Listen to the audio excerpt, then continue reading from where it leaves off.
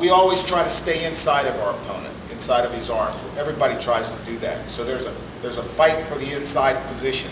There are certain things that we want to make sure that we do when we get in the inside position. We want to be in a position to move our opponent. When we start off,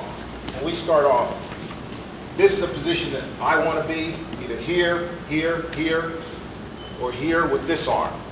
The collar tie-up, I want to be here, elbow down, in the position where I can pull this guy forward, break his balance onto my elbow, throw his head away from my elbow. I want to be able to do those things, but I also have to make this guy's feet move. So that means that I'm going to have to apply pressure. The thing that I use for pressure most of the time is my head. I don't like to use my hands because guys can set you up by blocking your arms or arm drags. So the pressure that I apply to my opponent is going to be in here with my head, or here with my head. I want this guy leaning, and I want to be able to control his footwork. Now, if I can't control him, if I can't get this position where I feel like I'm in total control, let's say he's taking this position away from me, and he's fighting my head here, we're always going to be doing this. He comes inside, I come inside. I'm coming inside over here, he's coming. So this is the position that's stymieing me. The pressure that I'm going to apply on my opponent is going to make him lean. I'm going to make this guy lean into me all the time so that if I remove my weight, he's going to have to move forward. His arms, the first obstacle that I have to get past. Okay. And if I'm inside, then it's a lot easier to get to the guy's legs. If I'm outside, I still have to be able to attack.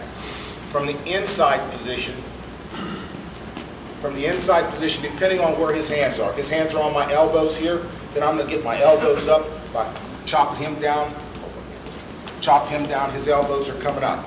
His elbow comes up. His elbows stay down. His elbows stay down. So I'm going to try to dominate him with the collar tie-up. Okay. Controlling the collar tie-up for me is, this is old school, probably as old as it gets. This is a fish hook. I don't know how many years ago I heard that. This is the fish hook, and I'm going to use this to move my opponent's feet. And the way I do that is I control his head by pulling his head to and fro. I'm going to do this with his head. He's holding on to my elbows real tight, and I'm going to pull his head under one of the elbows or throw it under one of the elbows. Pulling it under the elbow, pulling it under the elbow. At the same time, I'm creating that angle. If this head's not coming up, it's not coming down,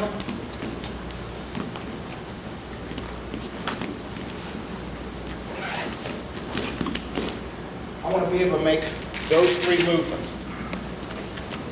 4 movements actually. Double leg. Single leg. Fireman's carry. Now, my legs aren't in, as you all know, not in the proper position. I'm just trying to show you what I'm doing with this part. My knees are banged up so much I can't get in a proper position, but what I'll do is I'll get some of these young'uns out here and let them get in there and show you some of the variations that you can do. But right now, we're controlling with the collar tie-up. Who asked that question? We're controlling with the collar tie-up. This guy is holding on to my elbows. I want to either pull his hands down to the mat, or either I want to throw his head away from my body. You don't see this very much anymore. This guy's holding on to my elbows. You don't see this technique very much anymore. Gray Simons probably made it famous. I actually learned it from Gray Simons. But I added a couple things to it. First of all, I want to make this guy's feet move. This is a fish hook, and it's either going to open up and I'm going to throw his head, or I'm going to hold it tight and then I'm going to snap it this way.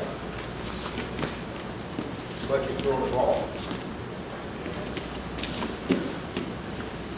When he reacts to this, now he prepares to react to this, he doesn't move.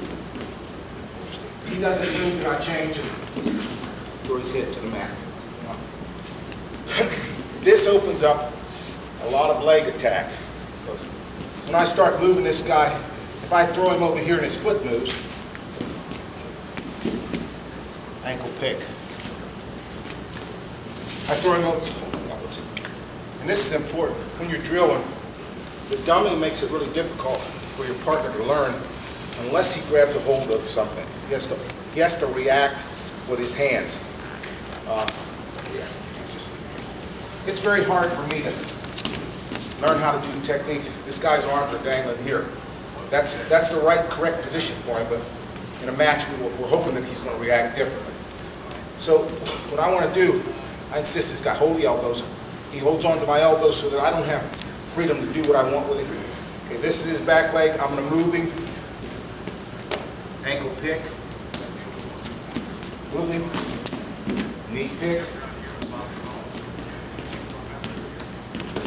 Fireman's carry position. And you can sit on it. You can go to both knees. You can step. There's all kind of ways you can use your legs. It really depends on what position you find yourself in once you go under. He's holding my elbows, and this guy's going to be trying to lift an elbow. He's going to be trying to do this to me, or he's going to be trying to put the elbow down on the mat. So I'm going to move him, and to keep him from doing that, I'm going to always be move my feet here. I'm not going to stay in one position. And while I'm doing this clinic, my head's out of position. My head would not be in the position that I'm in talking to you. My head would be in there fighting this guy's shoulder, maybe fighting his head. But it wouldn't be here. I'd be here, using my head here to keep me, to help me move this guy around the mat. Again, he's holding on to my elbows, looking for the ankle pick. Let's say he knows I'm looking for the ankle pick, and he doesn't give me this type of look here. This is why Cael Sanderson is so effective.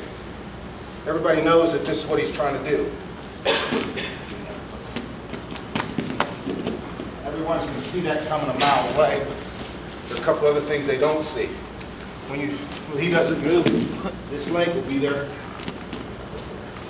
I'm trying to move him over here. This leg is not there. He knows I'm going ankle pick. There's a single. If I'm moving him and he charges me, he charges me, there's a low single. I'm twice as fast because he's coming toward me. But all this starts with the ankle pick or the knee pick. This is what I'm trying to do. He's holding my elbows. I don't feel the freedom to get underneath.